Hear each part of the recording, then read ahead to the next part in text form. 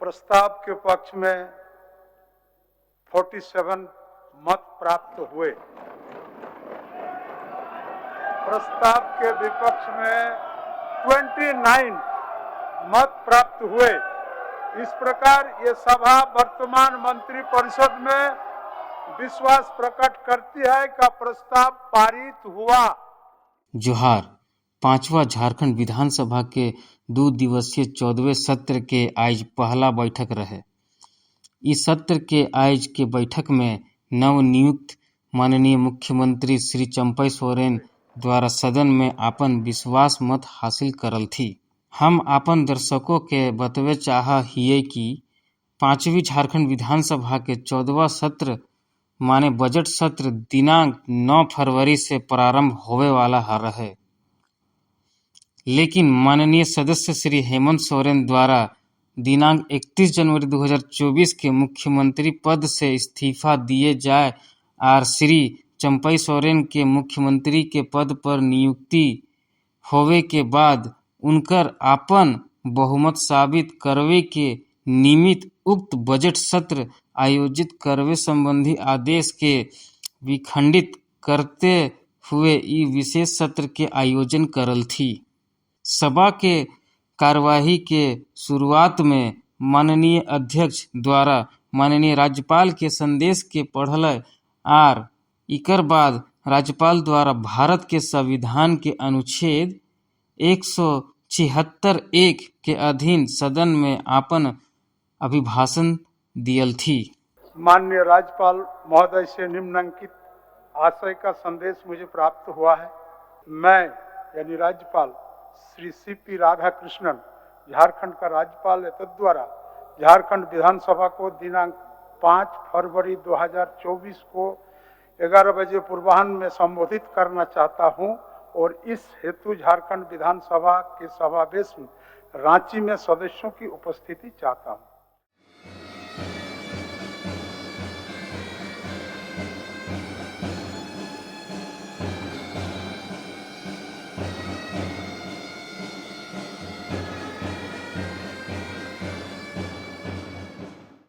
An incentive allowance of rupees 1,000 per month is being given to male youth and 1,500 per month to the female youth, disabled, transgender through the DPT for a maximum period of 1 year.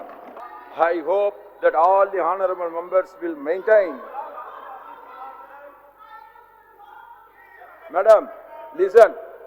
I hope that all the honorable members will maintain the dignity and sanity of this house. With these words, I wish you all a healthy and successful life and thank you heartily for giving me the opportunity to come among you and present the activities and action taken by the government to leverage Jharkhand into the league of developed states of the country. धन्यवाद, thanking you. जय हिंद, जय भारत, जय झारखंड, जोहार to everyone. माननीय राज्यपाल के अभिभाषण के बाद श्री चंपई सोरेन माननीय मुख्यमंत्री द्वारा मंत्री परिषद में विश्वास मत खातिर सदन में प्रस्ताव प्रस्तुत करल थी। विश्वास मत प्रस्ताव के बाद गोट 47 मत और विपक्ष में गोट 29 मत पड़ल और ई प्रकार श्री चंपई सोरेन के नेतृत्व वाले वर्तमान मंत्रिपरिषद ने आपन बहुमत सदन में प्राप्त करल थी। माननीय मुख्यमंत्री, आप प्रस्ताव के पक्ष में अपना विचार रखें। 2019 में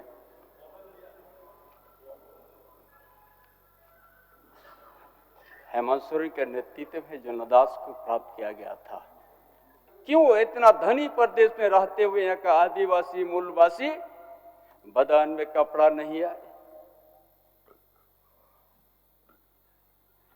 गर्मी के समय पैर में जूता नहीं है, क्यों इस तरह यहाँ का आदिवासी मूलवासी को हुआ है? जो सोच करके बाबा साहब अम्बेडकर हमारा जयपाल सिंह मुंडा जो आज संविधान बना दिया, उसके आप लोग मत मिटाइए, उसको मान के ही हमारा लोकतंत्र को बचाना है। इसके लिए आज लोकतंत्र बचाने के लिए हेमंत बाबू का जन्मदास को सम्मान के लिए मुझे आपका समर्थन जरूर दीजिएगा।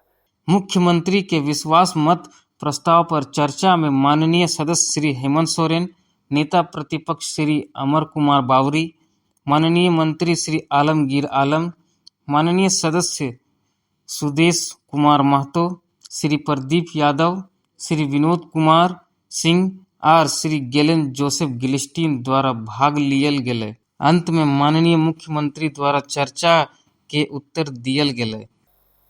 तो कागज पटक कर दिखाए कि 8.5 एकड़ का जमीन हेमंत सोरेन के नाम पर है। अगर होगा मैं उस दिन से राजनीति से इस्तीफा दे दूंगा। राज अलग हुए 23 साल हो रहे हैं, 24 साल हो गए अध्यक्ष महोदय। किसने सबसे अधिक राज किया इस राज्य में? ये मुझे बोलने का जरूरत नहीं है, किसी को बताने की भी जरूरत नहीं। सब अपने गिरेबान में देखें, सबको पता चलेगा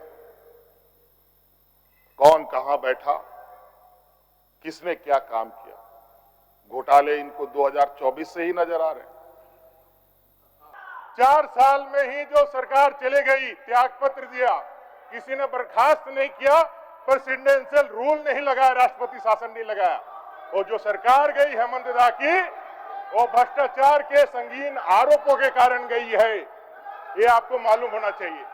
एक पिछड़ा का बेटा एक चाय बेचने वाला प्रधानमंत्री बनता है तो वंशवाद और परिवारवाद की राजनीति के प्रति पूरे भारत के जनमानस को तैयार करता है। और उसका नतीजा होता है कि झारखंड में भी पहली बार सोरेन परिवार से निकल करके चंपई सोरेन जी मुख्यमंत्री पद का ग्रहण करते हैं। कांग्रेस है तभी देश सफल हुआ, तभी देश आजाद हुआ।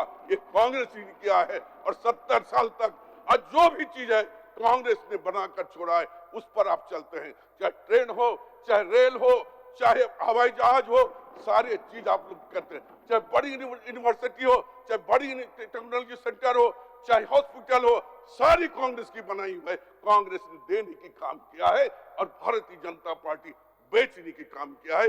ये आरोप कभी भी कहीं पर लग सकते हैं और मैं प्रथम दिन से लोग पूछ रहे थे कि क्या करना चाहिए, एजेंसी के पास जाना चाहिए, अपना पक्ष रखना चाहिए, न्यायालय पर विश्वास करना चाहिए।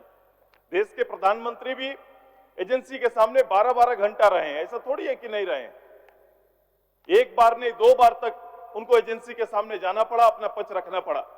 कांग्रेस पार्टी के जो हेड नेता हैं उनको अपना पक्ष रखना पड़ा है और ये लोग करते हैं, उसका आदर करते हैं, सम्मान करते हैं। जिस संविधान के दायरे में हम काम कर रहे हैं, अपने अधीनस्थ बनाए हुए एजेंसियों का सम्मान भी तो करना हमारा ही काम है। ये लोग देश के संविधान मानने वाले लोग नहीं है, देश के लोकतंत्र पर इन्हें विश्वास नहीं है। और आपने देखा होगा कि ये आदमखोर हो चुके हैं।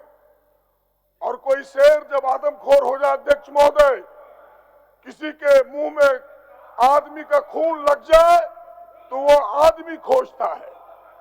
और भारतीय जनता पार्टी, अध्यक्ष महोदय, भारतीय जनता पार्टी ने भी लोकतंत्र की बार-बार हत्या की।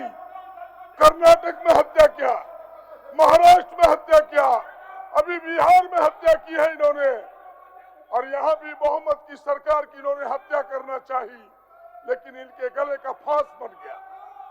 अब जो स्थितियां आई है चंपई सोरेन जी के नेतृत्व में अध्यक्ष महोदय, बार बार जो कह रहे हैं कि मामला भ्रष्टाचार है, भ्रष्टाचार का मामला होता है अध्यक्ष महोदय, मैं कह रहा हूं सबसे पहले मैं इनके साथ खड़ा होता। लेकिन इस राज्य में हमारे माननीय सदस्य हेमंत सोरेन जी ने कहा कि सबसे ज्यादा भारतीय जनता पार्टी शासन मिल रही है और भ्रष्टाचार की इनकी यही परिभाषा है कि जो भाजपा के साथ हैं वो भ्रष्टाचार मुक्त हैं, जो भाजपा के खिलाफ हैं वो भ्रष्टाचार युक्त हैं। आर्टिकल 334B, जिससे हम लोग को एक हक मिलता था, संवैधानिक हक, हम लोग का नॉमिनेशन होता था, बहुत चालाकी से, क्योंकि हम एक विशेष धर्म को अपनाए हैं, उसको बहुत चालाकी से उसको हटा दिया गया। और मैं हेमंत सोरेन जी को धन्यवाद देता हूं कि उन्होंने मुझे नॉमिनेट किया। मैं अंतिम नॉमिनेटेड मेंबर हूं पूरा देश में। और आप छोड़िए ना, मेरा हक तो आप ही ने छीना। ओकर बाद सभा के कार्यवाही दिनांक 6 फरवरी 2024 के 11 बजे बिहान तक के लिए स्थगित कर दियल गेलै। माननीय अध्यक्ष महोदय, इस प्रस्ताव पर मत विभाजन किया जाए। इस प्रस्ताव पर विनिश्चय माननीय सदस्यों के अपने स्थान पर खड़े होकर मत विभाजन के माध्यम से होगा। जो प्रस्ताव के पक्ष में हैं वो हाँ कहें और अपने स्थान पर खड़े हो जाएं, अपने स्थान पर खड़े हो जाएं। जो इस प्रस्ताव के विपक्ष में है वह ना कहें और अपने स्थान पर खड़ा हो जाए।